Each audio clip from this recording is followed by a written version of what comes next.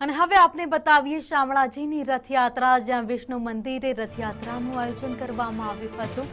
શામળાજી જ્યાં યાત્રાધામમાં મોટી સંખ્યામાં લોકો ઉમટી પડ્યા હતા અને ચાંદીના રથમાં ભગવાને આજે નગરચર્યાએ નીકળ્યા હતા। ચાંદીના રથમાં ભગવાને લોકોને દર્શન આપ્યા હતા। મંત્રી પીસી બરંડા પણ ત્યાં પહોંચ્યા હતા। તેમણે આ રથનું પ્રસ્થાન કરાવ્યું હતું, રથયાત્રાનું પ્રસ્થાન કરાવ્યું હતું। ત્યારે વિધિવત રીતે વિધિ વિધાન સાથે પૂજા અર્ચના સાથે પીસી બરંડા જેમણે ભગવાન જગન્નાથજીને રથમાં બિરાજમાન કરાવ્યા હતા અને વર્ષોથી ચાલતી આવતી આ પરંપરા છે, જ્યાં ચાંદીના રથમાં ભગવાનને બિરાજમાન કરાવાય છે અને ત્યારબાદ શામળાજીના રસ્તા ઉપર ભગવાન નગરચર્યાએ નીકળતા હોય છે અને નગરજનોને આશીર્વાદ આપતા હોય છે।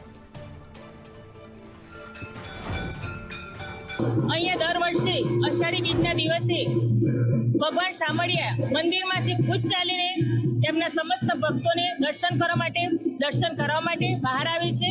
અમે દર અષાઢી બીજે અહીંયા દર્શનનો લાભ લઈએ છીએ। અહીંયા અષાઢી બીજનો જગન્નાથ ભગવાનનો પર્વ ખૂબ જ ધામધૂમથી ઉજવવામાં આવે છે અને અહીંયા દરેક ભક્તોનો ખૂબ જ ઘોડાપુર ઉમટે છે। આ દિવસે સર્વે ભક્તો ખૂબ જ શ્રદ્ધાથી ભગવાન શામળા દર્શન કરે છે અને પ્રસાદનો લાભો લે છે। આજે શામળાજી વિષ્ણુ મંદિર ખાતે સુંદર મજાની ભગવાનની રથયાત્રા નીકળી છે।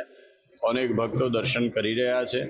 આજે વિશેષ કરીને રથયાત્રાના સંદર્ભે ભગવાનને મગ, કેરી અને જાંબુ ધરાવવામાં આવે છે, જે પ્રત્યેક પરિક્રમાના અંતે ભગવાનને ભોગ લગાવી પાંચમા આઠે ભગવાનને ભોગ લગાવ્યા બાદ ભગવાનની અહીંયા મહાઆરતી, જે રથોત્સવની આરતી છે, ત્યાર પછી ભગવાન નિજ ધામમાં જશે અને ત્યાર પછી ભગવાન રાજભોગ આરોગશે। 12:15 વાગે રાજભોગ આરતી થશે, 2:15 વાગે ઉત્થાપન, સાંજે 7 વાગે સંધ્યા, 8:15 વાગે શયન અને 8:30 વાગે મંદિર મંગલ થશે।